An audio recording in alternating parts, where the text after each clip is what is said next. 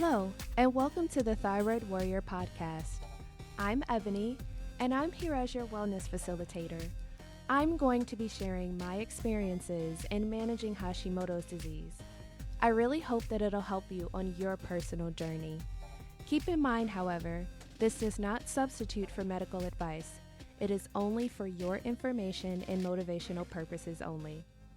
Now, let's get started. Hello, friends.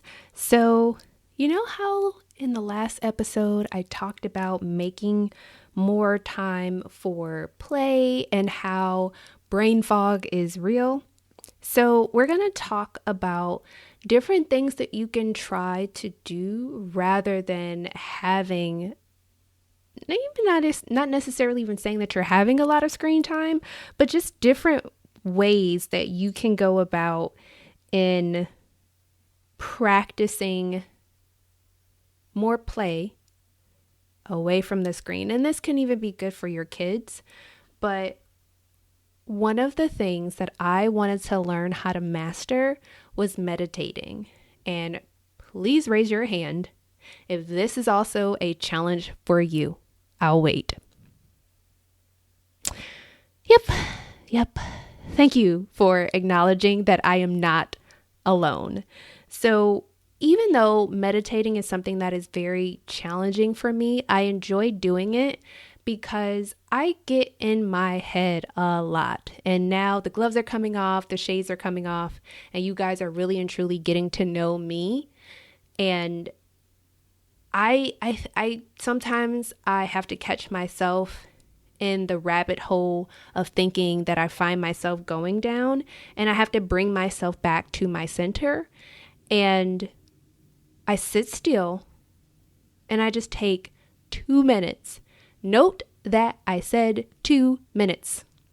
Meditation does not have to be the 30 minutes. Let's all sit down cross-legged in a circle and listen to the instructor tell us how to breathe in and out. We don't have to do that. And I completely and totally am not making fun, picking at, or anything of the sort, but that's what I think of when I used to think of meditating.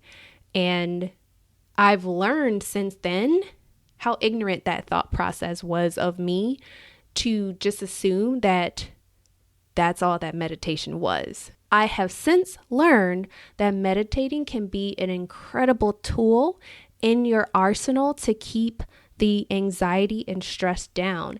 And I want you to even take some time right now. Just go ahead. Sit up nice and tall, relax your shoulders, relax your face, relax your neck and everything else. And all I want you to do is take a deep breath in your nose and exhale, nice and slow. And I want you to do that again, but this time I want you to place your hand on your stomach. And when you take that deep breath in, notice how everything just kind of comes inward and your belly button comes towards your spine. When you exhale, I want you to push the air out and really focus on trying to expand your abdomen. And I know you may feel silly like I do all the time, the first couple times when I start to do it, because I'm like, wait, Yeah, it feels weird at first. But by doing that, I learned the power of my breath and my breathing and how to really and truly calm myself down. Because for me, when I get stressed out, it impacts my stomach and my digestive system. So learning how to place my hand on my abdomen helped me to recognize that I need to calm that center down. So I want to encourage you this week, when you find yourself feeling anxious, just take a minute and take a few deep breaths and just bring in all of the goodness that is actually going around you and exhale all the junk.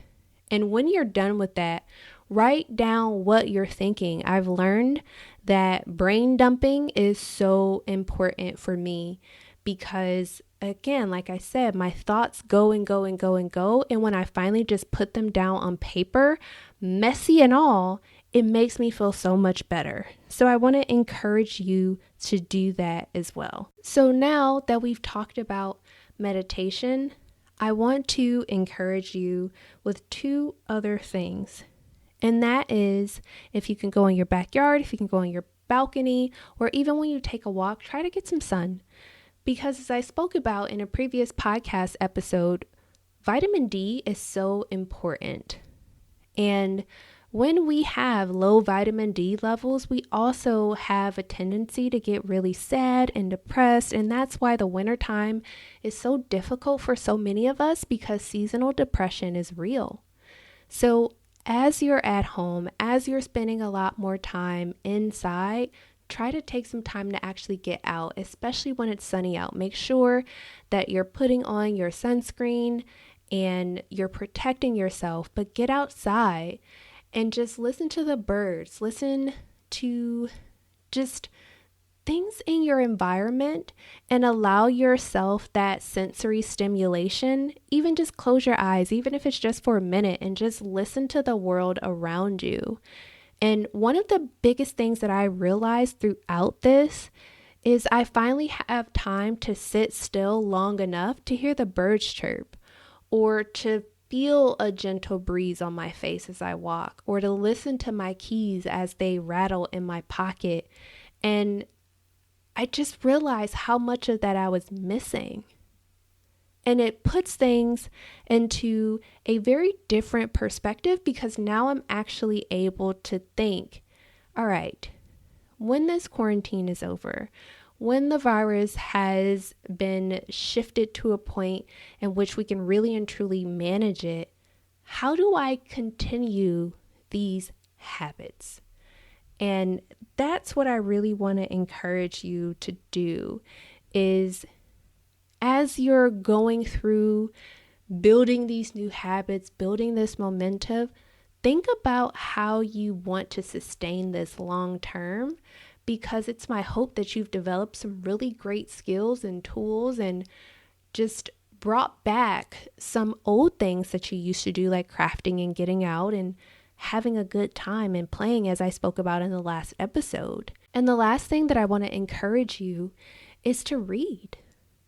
It doesn't have to be an intellectual book. It doesn't have to be anything super serious, but get your mind back into the motion of processing information, because there are times when I'm at work, and if I haven't really read things, if I haven't been studying, if I haven't been stimulating my mind in that way, it's a struggle to get back into the swing of things when it comes to work, because I have to read over a lot of laws. I have to understand a lot of briefings. I have to understand things that are coming from Medicare and Medicaid in order to be able to effectively train.